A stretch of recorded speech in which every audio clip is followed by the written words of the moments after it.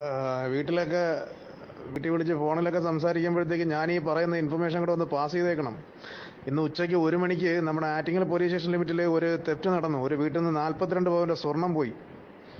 പോയ രീതി എന്ന് പറഞ്ഞാൽ അവിടുത്തെ വീട്ടിലെ ഗൃഹനാഥൻ മാത്രമേ ഉണ്ടായിരുന്നുള്ളൂ. അയാൾക്കൊരു 58-60 വയസ്സ് പ്രായമുണ്ട്. അയാളൊരു ആൻജിയോപ്ലാസ്റ്റി കഴിഞ്ഞ് വീട്ടിൽ വിശ്രമിക്കുകയായിരുന്നു. അയാളുടെ ഭാര്യയും മകൻ്റെ ഭാര്യയും കൂടെ വേറൊരു ബന്ധുവിൻ്റെ ചടങ്ങിന് പരവൂര് പോയി.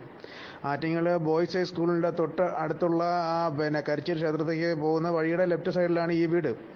ഒരു 5 നാടോടി സ്ത്രീകൾ 4 കൊച്ചുങ്ങളുമായിട്ട് വന്നു. അവർക്ക് വെള്ളം വേണമെന്ന് പറഞ്ഞു. ഇയാൾ വെള്ളം എടുക്കാനായിട്ട് അകത്ത് കയറി. ഏത് വഴിയോ എന്തോ ഒരു സ്ത്രീ ഈ വീടിനകത്ത് കയറിപ്പറ്റി. ഇയാൾ ഈ ബാക്കിയുള്ളവർക്ക് ഈ വെള്ളം കൊടുത്തുകൊണ്ട് നിന്ന സമയത്ത് മറ്റേയാൾ അകത്തുണ്ട് പണി നടത്തിക്കൊണ്ടിരിക്കുകയായിരുന്നു.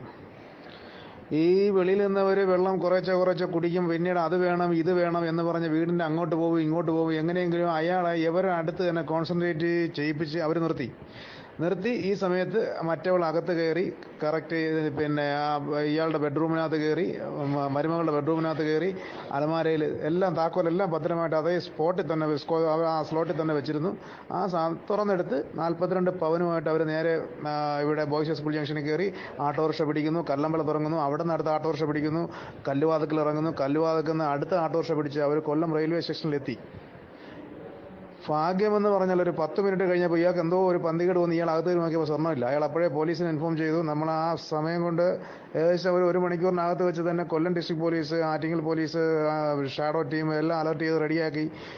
ഒരു 2:30 മണിയോടുകൂടെ അവരെ കൊല്ലം റെയിൽവേ സ്റ്റേഷനിൽ നിന്ന് കിട്ടി. എന്നിട്ടും സ്വർണം കിട്ടിയില്ല. ഇവർ നിന്ന സ്ഥലത്ത് എറിഞ്ഞു കളഞ്ഞു.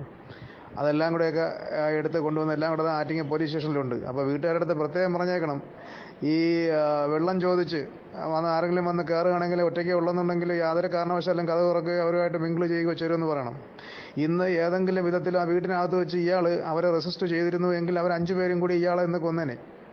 അവർ 5 പേരും ഇപ്പോൾ ആറ്റിങ്ങൽ പോലീസ് സ്റ്റേഷനിലുണ്ട്. നിങ്ങൾക്ക് വേണ്ടിയിട്ട് ഞാൻ അവരുടെ പടം തൊട്ട് താഴെ പോസ്റ്റ് ചെയ്യുന്നു.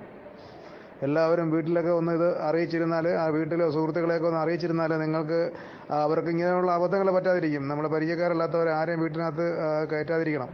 പ്രത്യേകിച്ച് പ്രായമുള്ള ആൾക്കാർ താമസിക്കുന്ന വീടുകളിൽ പ്രത്യേകം ജാഗ്രത.